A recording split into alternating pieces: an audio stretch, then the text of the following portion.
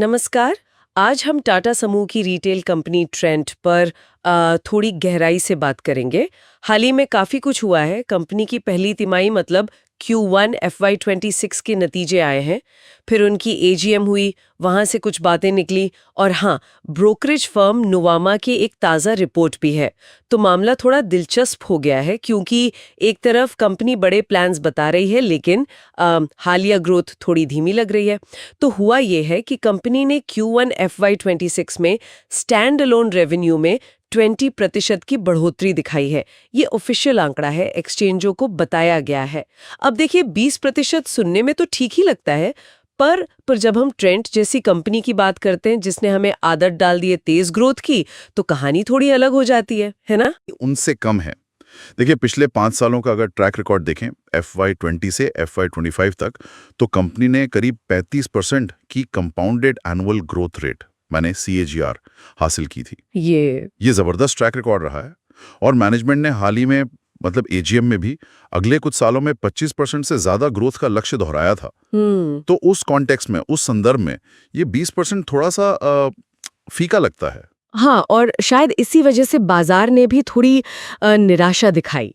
AGM में जब management ने इशारा किया कि Q1 ग्रोथ करीब 20% रहेगी और फिर जब ऑफिशियल कंफर्मेशन आया तो हमने देखा शेयर की कीमत गिरी।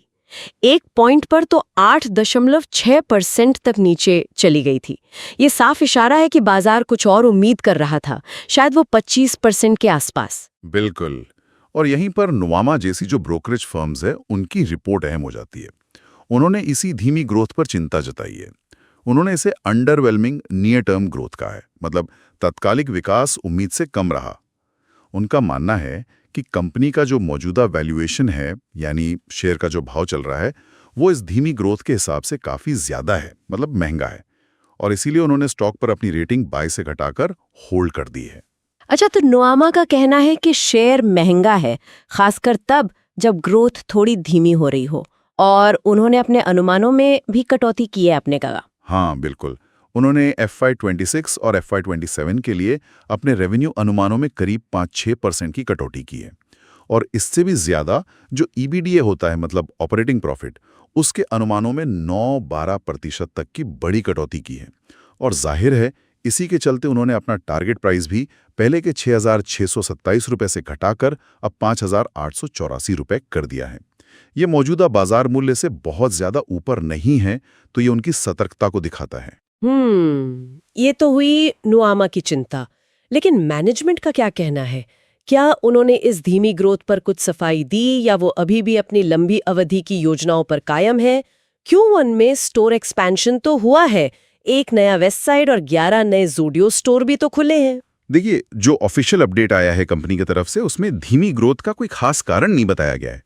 तो ये सवाल तो बना हुआ है कि क्या ये सिर्फ एक तिमाही की बात है, कोई अस्थायी अड़चन है, या फिर ये किसी नए धीमे ट्रेंड की शुरुआत है। नुआमा का मानना है कि यह नियर टर्म ग्रोथ, मतलब ये जो तात्कालिक धीमी गति है, ये चिंता का विषय है, चाहे वजह जो भी हो। हालांकि मैनेजमेंट ने अपनी लंबी अवधि की योजनाओं को पूरी मजबूती से दोहराया है। उनका लक्ष्य रेवेन्यू को 10 गुना बढ़ाना है। 10 गुना? हाँ, 10 गुना। और मजे की बात यह है कि इसमें से 2 गुना तो वो FY23 से अब तक कर भी चुके हैं। साथ ही FY26 में लगभग 250 नए स्टोर खोलने की योजना भी है। तो लॉन्ग टर्म एम्बिशन में कोई कमी नहीं है। तो मैनेजमेंट भविष्य को लेकर तो काफी आशावादी दिख रहा है, और नुआमा भी, जहां तक मुझे याद है, मानती है कि मैनेजमेंट का ट्रैक रिकॉर्ड अच्छा है, पर उनका कहना है कि इन बड़ी योजनाओं को असर दिखने में समय लगेगा। यही बात है ना? सही पकड़ा। नुआमा मैनेजमेंट की क्षमता पर सवाल नहीं उठा रही है। उनका ट्रैक रिकॉर्ड शानदार रहा है। लेकिन उनका तर्क ये है कि ये जो बड़े लक्ष्य हैं और खासकर जो नए वेंचर्स हैं, जैसे कि ज़ूडियो ब्यूटी है या फिर स्टार बाजार है। हाँ, स्टार बाजार। हाँ, स्टार बाजार जो उनका फूड और ग्रोसरी रिटेल फॉर्मेट है, इनको बढ़ाने में और इनका वित्तीय फायदा दिखने में वक्त लगेगा। मैनेजमेंट का तो ये भी मानना है कि स्टार बाजार आगे चलकर वेस्ट साइड और ज़ूडियो से भी बड़ा बन सकता है। अच्छा, इतना बड़ा? हाँ, क्योंकि भारत में फूड और ग्रोसरी रिटेल का मार्केट बहुत बड़ा है, फैशन से भी काफी बड़ा। और उन्होंने ये भी साफ किया AGM में कि स्टार बाजार का बिग बास्केट में विलय करने की कोई योजना नहीं है, भले ही दोनों टाटा समूह का हिस्सा हैं, क्योंकि वो कहते हैं कि दोनों अलग तरह के ग्राहकों को टारगेट करते हैं। अच्छा, ये दिलचस्प है कि स्टार बाजार पर इतना बड़ा दांव लगाया जा रहा है। तो कुल मिलाकर स्थिति ये बन रही है, एक तरफ मैनेजमेंट का भविष्य के लिए बड़ा विजन है, महत्वाकांक्षी प्लान्स हैं, जबरदस्त ट्रैक रिकॉर्ड है, और दूसरी तरफ हालिया तिमाही में ग्रोथ उम्मीद से कम रही है और वैल्यूएशन को लेकर मतलब शेयर के महंगे होने को लेकर चिंताएं हैं। बिल्कुल, यही सबसे बड़ा सवाल है किसी भी निवेशक के लिए या कोई भी जो इस कंपनी पर नजर रख रहा है उसके लिए, कि इन दो विपरीत दिख रही बातों के बीच संतुलन कैसे बनाया जाए। ये जो धीमी मौजूदा ग्रोथ है और जो विशाल भविष्य की क्षमता दिख रही है, क्या ये 20% ग्रोथ सिर्फ एक अस्थायी झटका है, एक तिमाही की बात है, या फिर कंपनी को अपनी वो जो 25% से ज्यादा ग्रोथ की महत्वाकांक्षा है उस तक पहुंचने में वाकई उम्मीद से ज्यादा समय और शायद ज्यादा मेहनत लगेगी। हाँ, और एक बात सोचने वाली ये भी है जो आपने नए वेंचर्स की बात की, ज़ूडियो ब्यूटी और स्टार बाजार। जब मैनेजमेंट इनको स्केल करने की, बढ़ाने की बात कर रहा है, तो हमें किन शुरुआती संकेतों पर नजर रखनी चाहिए? मतलब कैसे पता चलेगा कि ये नए बिजनेस अब स्थिर हो रहे हैं और वाकई में कंपनी की ओवरऑल ग्रोथ को रफ्तार देना शुरू कर रहे हैं?